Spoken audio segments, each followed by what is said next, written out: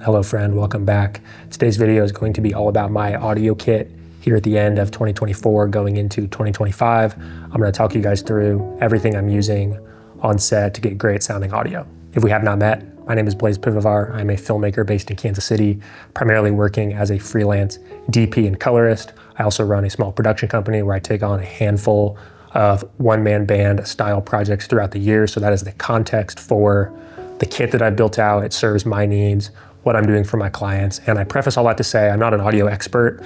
I do have background in music as a drummer, a little bit in audio engineering, but I am in no means an audio expert. I don't get paid to record audio professionally. So take what I have to say with that in mind. I hope to just help you out if you're curious what I'm using. Getting things started, everything lives in this bag right here. This is a 15-inch tool bag from Harbor Freight. I recently did a whole video on items that filmmakers should consider buying from Harbor Freight, so you probably saw that in this video, but this is what I keep all my audio gear in. So let's go ahead and open this up. And we're gonna pull out a few things. So everything fits in this big bag.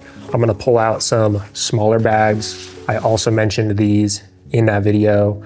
The labels right now are not correct because I've been switching things around, but I keep a lot of items in these smaller bags as well. So I'm gonna go ahead and set these to the side. And so starting off in this first bag, we're gonna talk about recorders to start. And this is actually new. So this is the new Tascam FR AV2. It is a portable recorder, dual XLR, 1/4-inch combo jacks, 32-bit float internal. The big reasons why I upgraded to this was I was coming from the Zoom H4n Pro that I'd had a really long time, and I'm looking to start integrating time code into my workflow. 32-bit flow is nice for some of the event recordings that I'm doing where I have less control over the levels coming in. And so audio gear has progressed so slowly. I feel like you can invest in something and it's gonna last for years to come. So I went ahead and picked up the Tascam FR AV2. Everything I saw online felt like it was pretty solid and it was gonna last me into the future. Next, when it comes to microphones, there are a few we're going to talk about. So first and foremost, Sennheiser MKE 600. This is my go-to boom mic for interviews. It is a budget alternative to the Sennheiser MKE 416, which is an incredibly popular mic. I've been really happy with this. I bought this after so many people recommended it online. I've had it for several years and it's really worked well, both for a boom mic for interviews as well as an on-camera shotgun mic for like a documentary style context where I'm wanting to capture high quality audio close to my subjects. That is my go-to. The next mic I have is a budget-friendly option. This is the Movo VXR10. I've had this for quite a while. There's no batteries. It's a really simple microphone, but I love how small it is. It's kind of my go-to for like an on-camera mic solution where audio is not the most important. I just need something small. And I feel like there's kind of diminishing returns between something like this that's really cheap and then bumping up to something like the MKE 600. I feel like there's definitely a quality difference, but for a tiny microphone that, for someone who's just starting out, I think this is a great option. It's also been nice to hide in various places or place on a podium if you just need a small microphone. So Movo VXR10, really like it. No batteries needed. The next one is actually a little bit of a surprise for me. This is the Comica VM30. If you guys have been here on the channel, I've talked about this mic before. This actually got sent to me from Comica, mentioned it on the channel before, but it is a wireless boom mic. And when they first reached out, I wasn't really sure if I would use this, but the scenario where I've loved using this is setting up a dual boom system. So I have my MKE 600 that gets wired directly into a recorder or the camera, and then I'll throw up this wireless boom right next to it just for redundancy. And that has been so nice, and I've used it more times than I thought due to just its convenience, and I haven't had any issues. So you guys have probably seen me use this, and it is staying in my kit for the foreseeable future. The next piece of kit that has been with me for quite a while is in this bag right here, and this is my wired lavs. And so I have the Tascam DR10Ls. Actually I have 3 of them. They all just kind of live in this bag. But these are my go-to for a wired lav setup. I haven't adopted wireless lavs as much just because I like the safety of these. There's no interference. You don't have to scan channels. And these have been really solid for me. Really never had a audio recording mess up while using these. If you have the settings set correctly, I'm always using auto level, and I have 2 that are black with the 2 just stock mics. I haven't upgraded the mics. And then I have a white one as well. Sometimes people are wearing a white shirt and it's easier to hide a white lav with a white cable and just gives me flexibility. And then I picked up, this is really old, but this is an additional black lavalier microphone that I'll sometimes use with the white pack if I need, one more recorder but I really need that darker cable. And this is just from Giant Squid. I think it's a pretty cheap one, but it gets the job done for me when I need it to. So getting these moved out of the way, I'm gonna talk a little bit more on wireless mics. So I touched on the Comica VM30. They recently also sent me the VM40, which I'm going to mention to you guys in this video, just give you guys my initial thoughts. And then hopefully in a future video, I'll actually talk more about the Comica Vimo Q or Vimo Q. It's basically their wireless lav system. So it's actually what is clipped on me right now, running into the camera. It lives in this little case. I'm not going to talk a ton about it as I'm still getting it tested, but I just want to let you guys know, might be using this in more YouTube videos going forward just for its convenience. So talking a little bit about the VM40 that I was sent, the only reason I was interested was because how much I've used.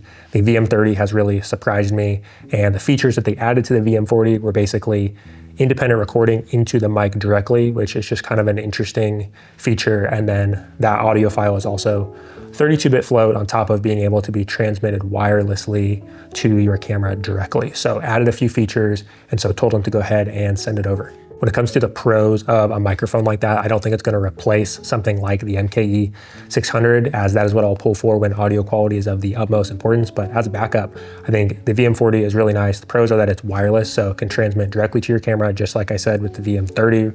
Really convenient, but at the same time, it can also internally record into the microphone. So it'll generate an audio file. You can trigger recording independently. And if for some reason there was some frequency interference or you had dropout for any reason, you can actually pull the audio file straight from the mic.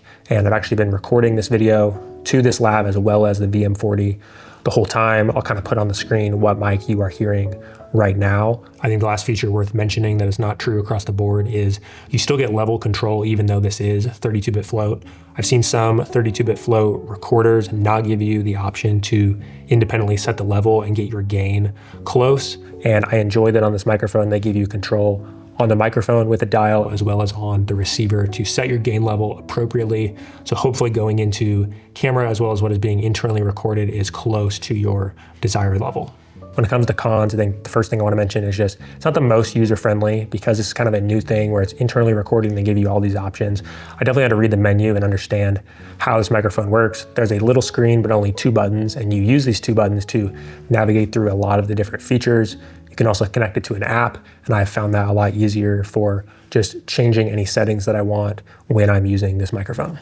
And while this microphone has worked well for me, the VM30 has worked well, I think what worries me is the built-in recordings to the microphone, so there's no SD card that can be removed, as well as the battery is internal and built in. I think I just worry about the longevity over time. These products have not been out long enough to see how long do they last? Do they break easily when dropped? I think those are a lot of concerns that I have around cheaper products that offer these features like wireless and 32-bit float. It's a little bit more complicated than just a tried and true microphone that you plug directly into your camera. So when it comes to how I'm going to be using the VM40 moving forward, it's probably going to replace the VM30 in the majority of scenarios where I'm wanting a backup boom recording that goes directly into camera that I can record internally to the microphone as well.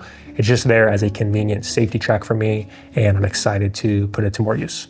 Moving on to the least interesting part of your audio kit, and that is cables.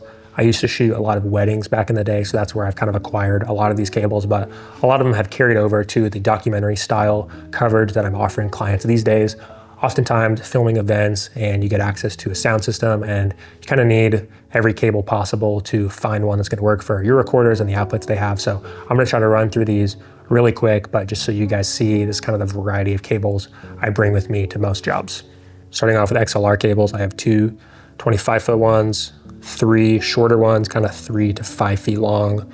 I have 3 XLR female to 3.5 millimeter cables that are used to plug my boom mics directly into my camera. I also have 2 very small, low profile XLRs that are used when mounting a boom mic to a camera that accepts XLRs. 2 1/4-inch cables, 2 1/4-inch TRS to 3.5 millimeter cables. I have a dual RCA to 3.5 millimeter, dual 1/4-inch to 3.5 millimeter, XLR male to 1/4-inch TRS. I have a 20-foot headphone extender.